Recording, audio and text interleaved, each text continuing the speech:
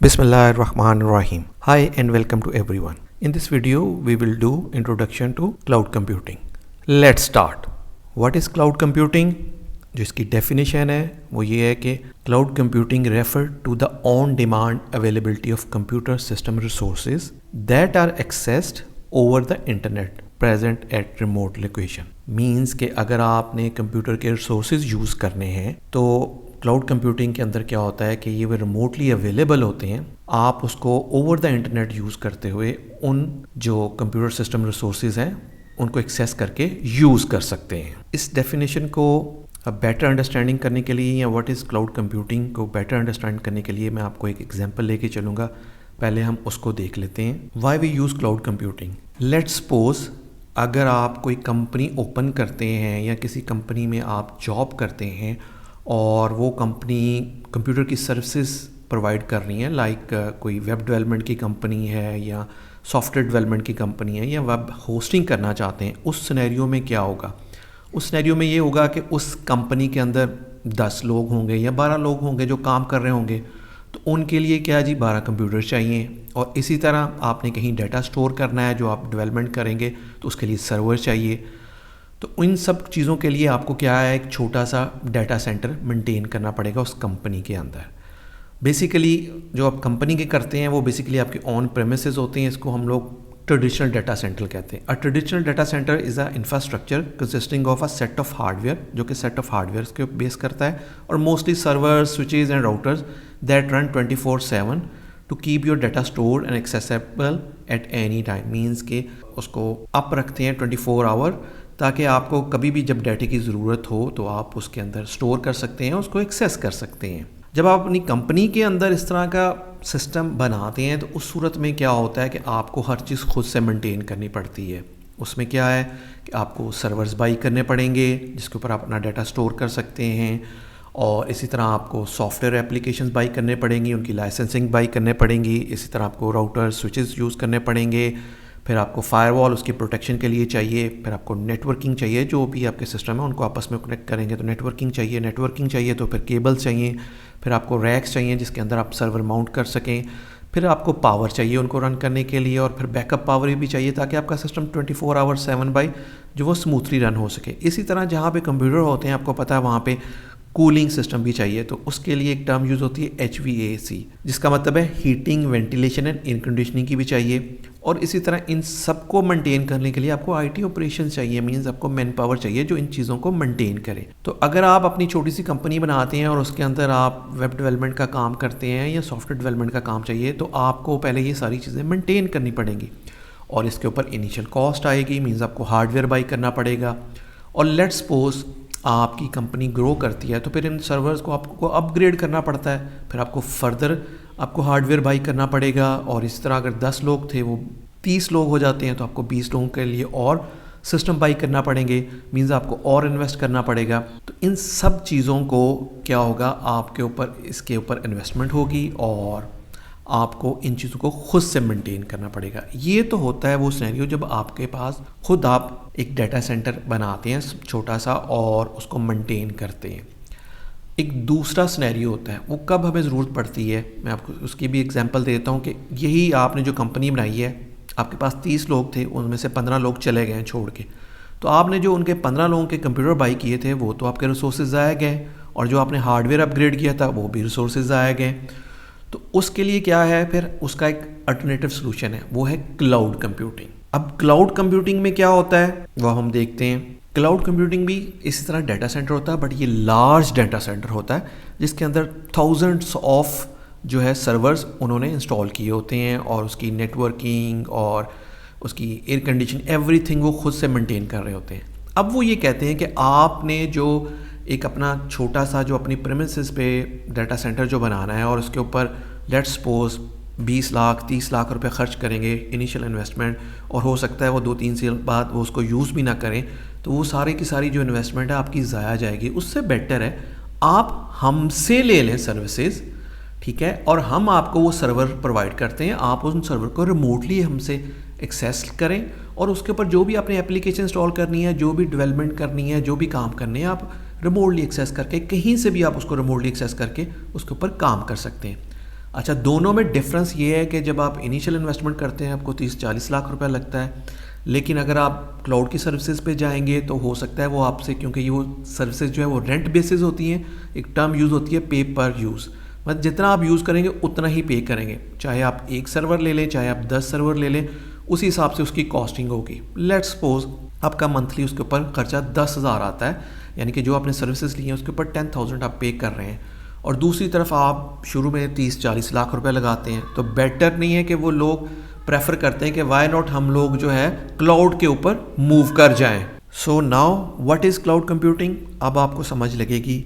Refer to the on demand availability of computer system resources, यानी कि अगर आपको कंप्यूटर रिसोर्सेज चाहिए और आपकी डिमांड के ऊपर वो अवेलेबल होंगे, तो आपको जब भी चाहिए आप किसी भी जो क्लाउड प्रोवाइडर है उससे ये सर्विसेज ले सकते हैं, और फिर उन सर्विसेज को आप रिमोटली एक्सेस कर सकते हैं, और रिमोटली एक्सेस करके उन सर्वर के ऊपर आप अपना काम कर सकते हैं, और जितना आप यूज़ करेंगे आप उतना ही पे करेंगे। और ये जो सर्वर्स हैं आपको पता है रिमोट लोकेशंस पे होते हैं, और याद रखिएगा जो क्लाउड की सर्वर प्रोवाइडर होते हैं वो क्या करते हैं कि वो एक जगह डाटा नहीं रखता है, हो सकता है वो उनके सर्वर जो हैं वो यूएसए में पड़े हों, हो सकता है उनके यूरोप में पड़े हों, हो सकता है उनके जापान में पड़े हों। तो अगर एक जगह का डाटा सेंटर अगर डाउन भी हो जाता है तो उससे आपका डाटा लॉस नहीं होगा, तो आप उसके जो बैकअप यूज़ हो रहे होते हैं आप यूएस से कनेक्ट हो सकते हैं, आप जापान से कनेक्ट हो सकते हैं। तो इसके अंदर बहुत ज़्यादा स्केलेबिलिटी होती है, और ये फ़ायदा है कि अगर आपने अपग्रेड करना है तो आप जस्ट फ्यू क्लिक्स के ऊपर ही उसको अपग्रेड कर सकते हैं। मीन्स अगर आपके पास आप 16 GB की रैम यूज़ कर रहे हैं सर्वर के अंदर, तो आप चाहते हैं 32 GB हो जाए, तो जस्ट आप सिंगल क्लिक से उसको 32 GB पे अपग्रेड कर सकते हैं। उसकी थोड़ा सा जो रेंट है वो एक्स्ट्रा पे करना पड़ेगा। This is called cloud computing. In general it is the use of remote servers on the internet to store, manage and process data rather than local servers. Means कि आप local server की जगह आप क्या करते हो, रिमोटली सर्वर्स ले लेते हो रेंट पे, और उसके ऊपर अपना जो भी अपने एप्लीकेशन डेवलपमेंट करनी है, जो भी अपने डाटा स्टोर करना है, उसको प्रोसेस करना है, वो सेम काम आप यहाँ से बैठ के रिमोटली करते हैं। This is called cloud computing. Next है जी कंपैरिजन है cloud computing versus data centre. Data centre जो आपके ऑन प्रेमिसेस में है, इसमें हमेशा दो ही फैक्टर्स मेनली देखे जाते हैं, एक तो सिक्योरिटी का फैक्टर और दूसरा कॉस्ट का जो फैक्टर है वो देखा जाता है। अच्छा, क्लाउड कंप्यूटिंग में क्या होता है, जो आपका डाटा होता है वो लेस सिक्योर होता है, और जो ऑन प्रेमिसेस डाटा सेंटर होता है उसके ऊपर क्या होता है, मोर सिक्योर डाटा होता है। उसकी रीज़न क्या है कि मोर सिक्योर इसलिए है कि वो डाटा आप अपने पास ही स्टोर कर रहे हैं, और उसको वही लोग कर रहे हैं एक्सेस जो कि ट्रस्टेबल हैं और उन्हीं के पास एक्सेस है, और क्योंकि ये लोकली अवेलेबल है इसको बाहर से कोई एक्सेस नहीं कर सकता, इसलिए ये मोर सिक्योर है।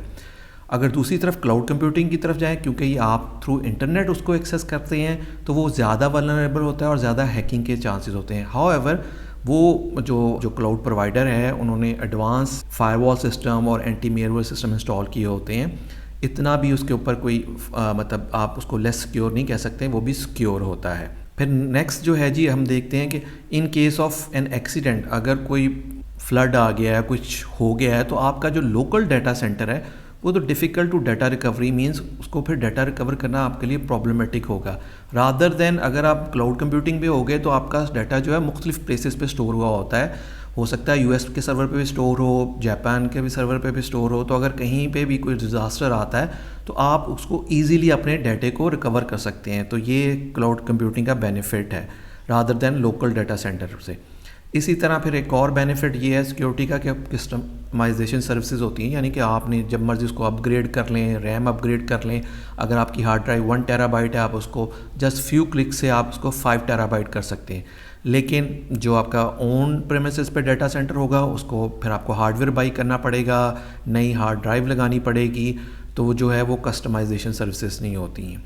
इस तरह जब कॉस्ट की बात करें तो कॉस्ट में क्या होता है कि जो क्लाउड कंप्यूटिंग है प्रोवाइड सिग्निफिकेंट कॉस्ट सेविंग, और जो डाटा सेंटर आप ऑन प्रेमिसेस में उसमें हाई ऑपरेटिंग कॉस्ट होती है। क्यों हाई ऑपरेटिंग कॉस्ट? जैसे मैंने पहले एग्जांपल में बताया, आपको इनिशियल लेवल पे तकरीबन 30-40 लाख रुपया लगाना पड़ेगा, और क्लाउड कंप्यूटिंग की सूरत में आपको ये लगाने की ज़रूरत नहीं है। आप जस्ट 10,000 या 20,000 जो आपकी रिक्वायरमेंट है उस हिसाब से उससे सर्विसेज लेते हैं, और पर मंथ उसको जस्ट उसके वो रेंट पे करते हैं, और वो सेम जो आप जो फैसिलिटीज़ जो आप लोकली यूज़ करना चाहते थे वही आप क्लाउड प्रोवाइडर आपको प्रोवाइड करता है और आप उसको यूज़ करते हुए वो सर्विसेज यूज़ कर सकते हैं।